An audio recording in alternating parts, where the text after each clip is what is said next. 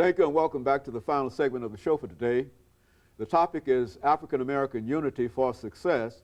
And of course, we're talking to the pastor of the Hands of God Christian Church, Pastor Kelvin Walker. And of course, Pastor Walker, let me continue our conversation during this last segment, dealing with some of the items or some of the barriers in a real sense. Yes.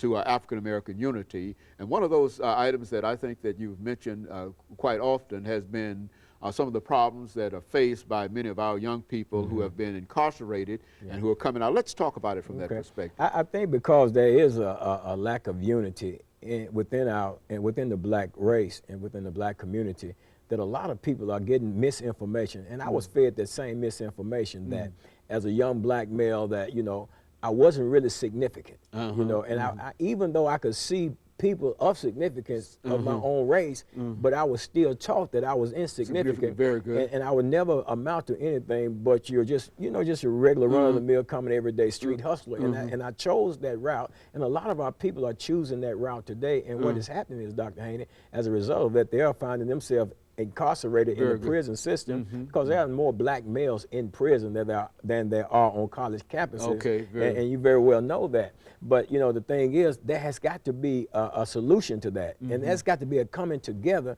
because you got to look at, and I need to touch this real quick, and that is when you got other cultures that come into our country, they create businesses and stuff, and they start businesses.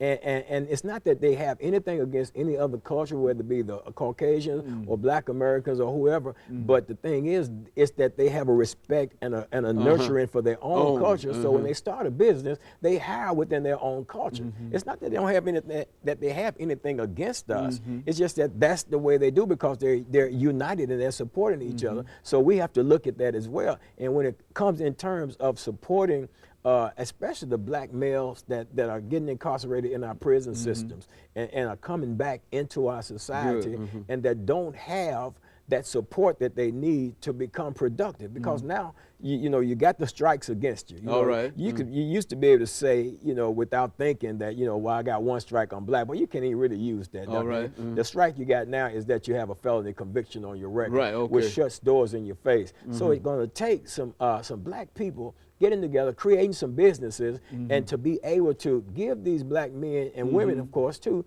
chances when they're coming out of the system to be employed. And you got to put that trust. See, whereas they use fear, we got to remove that fear. We can't have that fear of helping them and moving them along. We can't have that distrust of them just because they committed a crime. And we can't be envious. You know, a lot of times you're not going to envy somebody coming out of the system anyway, unless they come out and then they start excelling. Then people will start envying. But that's a part of that mindset, that mentality that we have. But Dr. Haney, there's some solutions that, you know, and I think one of the things, the churches got to become proactive in this thing. Very good. I think pastors need to really make it included in them. If they're not going to include it in their sermons, then they need to have, like I have in my church, I have a part in my church service called Pastor's Moment. All right.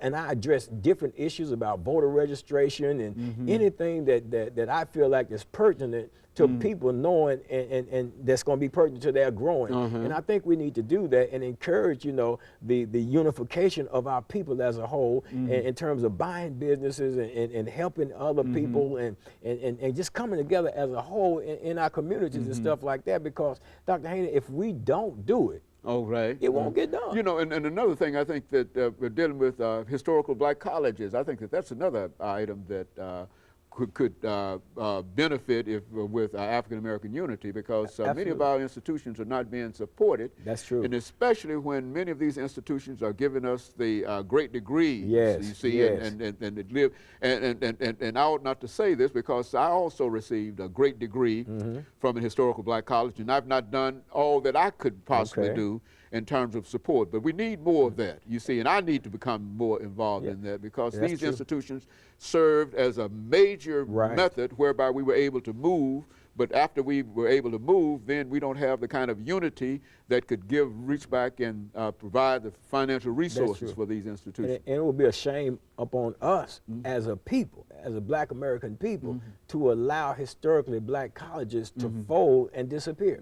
I mean, that would have been an indictment against the black race to let that happen, to sit back and watch that thing happen. You know, regardless of if you have been in college or you haven't been in college, but the thing is that these places, they do exist, and I feel like we're obligated